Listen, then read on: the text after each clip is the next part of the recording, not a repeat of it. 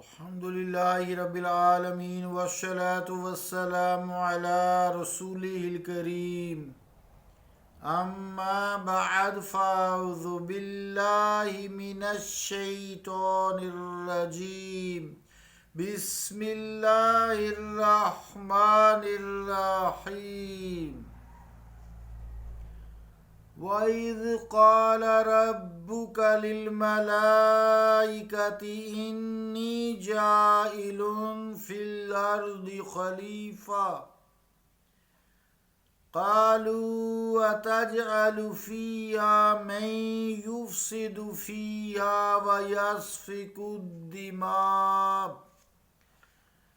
وَنَحْنُ نُسَبِّحُ بِحَمْدِكَ وَنُقَدِّسُ لَكَ قال إني أعلم ما لا تعلمون صدق اللہ العظیم۔ واجب الاحترام سامعین، السلام علیکم ورحمۃ اللہ وبرکاتہ۔ سورہ البقرہ کی 30 نمبر آیت تلاوت کرنے کی سعادت حاصل کی ہے۔ اس آیت کا ترجمہ یوں ہے: اور یاد کرو اے مصطفیٰ صلی اللہ علیہ وآلہ وسلم، جب فرمایا آپ کے رب نے فرشتوں سے میں مقرر کرنے والا ہوں زمین میں ایک خلیفہ، کہنے لگے کیا تو مقرر کرتا ہے زمین میں جو فساد برپا کرے گا اس میں اور خون ریزیاں کرے گا، حالانکہ ہم تیری تسبیح کرتے ہیں اور تیری حمد کے ساتھ کرتے ہیں اور پاکی بیان کرتے ہیں تیرے لیے۔ فرمایا بے شک میں وہ جانتا ہوں جو تم نہیں جانتے، اللہ کا قول سچا ہے جو بڑی ہی عظمت والا ہے۔ عزیزان گرامی قدر، السلام علیکم ورحمۃ اللہ وبرکاتہ۔ اس آیت کا تھوڑا سا تمہیدی ترجمہ میں نے اور تشریح کی تھی پچھلے درس میں، آئیے تھوڑا سا اس کو آگے بڑھاتے ہیں۔ اس آیت میں چونکہ گفتگو فرشتوں سے ہے اور یاد نبی مکرم صلی اللہ علیہ وآلہ وسلم کو یہ واقعہ کرایا جا رہا ہے، یاد اسے کرایا جاتا ہے جو موقع پہ موجود ہو۔ پھر یہاں فرشتوں سے نہ مشورہ لیا جا رہا ہے اور نہ ہی کوئی اجازت طلب کی جا رہی ہے، بلکہ رب العزت اپنے ارادہ عالیہ سے انہیں آگاہ فرما رہا ہے۔ پھر یہاں دو چیزیں غور طلب ہیں ہمارے لیے، ایک یہ کہ خلیفہ کسے کہتے ہیں، دوسرے یہ کہ انسان کو منصب خلافت کیوں سونپا گیا۔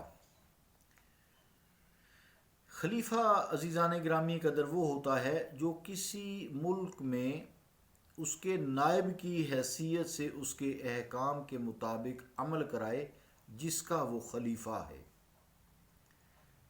دوسری بات، جو اس منصب کے لیے حضرت انسان کو منتخب کیا گیا تو اس کی وجہ یہ معلوم ہوتی ہے کہ انسان کے علاوہ جتنی مخلوق ہے اس کی استعداد، علم اور اس کا دائرۂ عمل محدود ہے، تھوڑا ہے، اور جس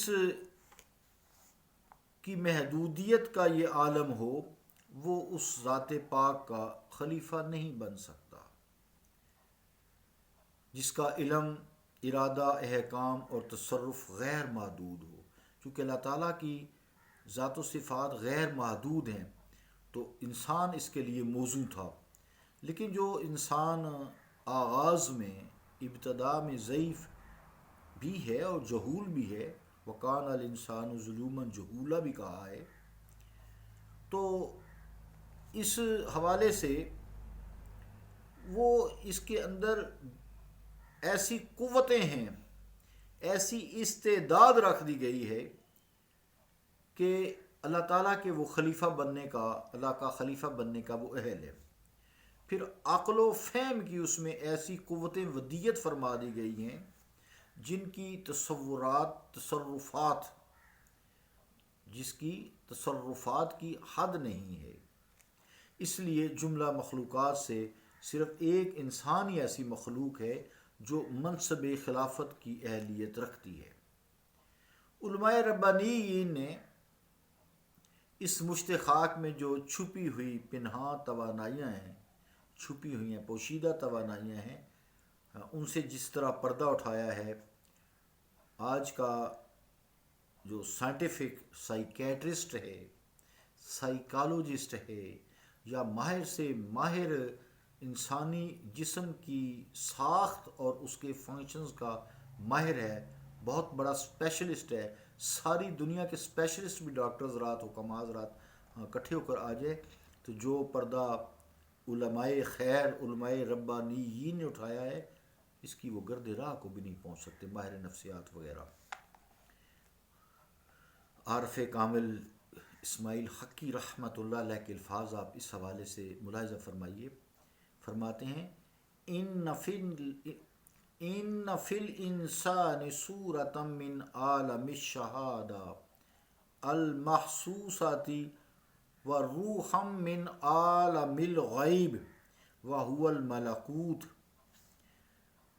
وبسر المتابعات وخصوصیتها یترقى من عالم الملکوت الى عالم الجبروت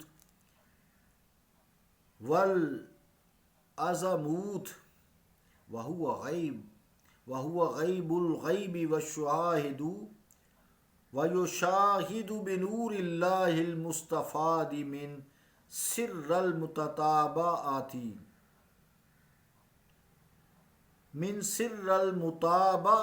انوار الجمال والجلال الآخر۔ روح البیان زیر آیت حاضہ جلد 1 پیج 97، مطبوعہ عثمانیہ مصر۔ حضرت علامہ اسماعیل حقی رحمۃ اللہ علیہ کی یہ جو عبارت ہے، اس کا ترجمہ یوں ہے، غور سے سماعت کریں، یعنی انسان مختلف عناصر سے مرکب ہے، اس کی صورت کا جو تعلق ہے عالم محسوس سے ہے، اور اس کی روح کا تعلق عالم غیب ملکوتی سے ہے۔ صورت و روح کے علاوہ اس کے اندر ایک ایسی پوشیدہ قوت ہے جو انوار ربانی کے فیوز کو قبول کرنے کی استعداد یعنی قوت رکھتی ہے۔ اچھی تربیت سے وہ عالم محسوس سے ترقی کر کے عالم غیب تک رسائی حاصل کرتا ہے، اور رسالت مآب صلی اللہ علیہ وآلہ وسلم کی سچی پیروی، سچی اتباع، سچی اطاعت سے اس پر عالم جبروت اور عظموت کی راہیں کھلتی ہیں۔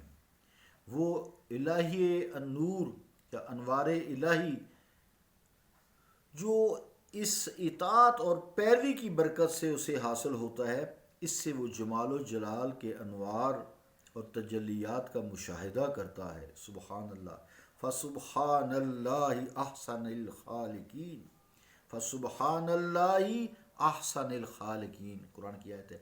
بس پاک ہے وہ ذات جس نے اتنی مخلوق میں سے یہ انسان کو خالقین، احسن الخالقین کہ عمدہ ترین مخلوق تخلیق کی ہے۔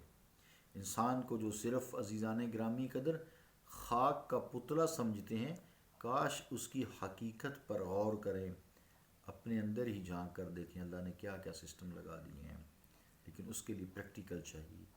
دنیا کمینی دنیا جسے کہتے ہیں، جو دھوکہ ہے، اس دھوکے کو ٹھوکر مارنی پڑتی ہے۔ وَمَا الْحَيَاةُ الدُّنْيَا إِلَّا مَتَاعُ الْغُرُورِ، اور دنیا کی زندگی سوائے دھوکے کے کچھ نہیں ہے۔ وَاللَّهُ عِندَهُ، اور اللہ کی بارگاہ میں جو ہے وہ خیر ہے، اجر عظیم ہے۔ وَاللَّهُ عِندَهُ اجر عظیم، اور اللہ کی بارگاہ میں جو ہے اجر عظیم ہے۔ عزیزان گرامی قدر، کاش انسان اپنی حقیقت پر غور کرے تاکہ اس میں اپنے بلند مقام پر پہنچنے کی ایک تڑپ پیدا ہو، ایک عشق و سوز پیدا ہو، ایک ذوق و شوق پیدا ہو۔ یہ وہ ذرہ ہے جس کے سامنے آسمان کی رفعتیں سرنگو ہیں، اور یہ وہ قطرہ ہے جس میں سمندر کی گہرائیاں پنہاں ہیں۔ صلی اللہ تعالیٰ علی رسول خیر خلقہ محمد وعلی آلہ وصحابہ اجمعین برحمتک یا رحمن۔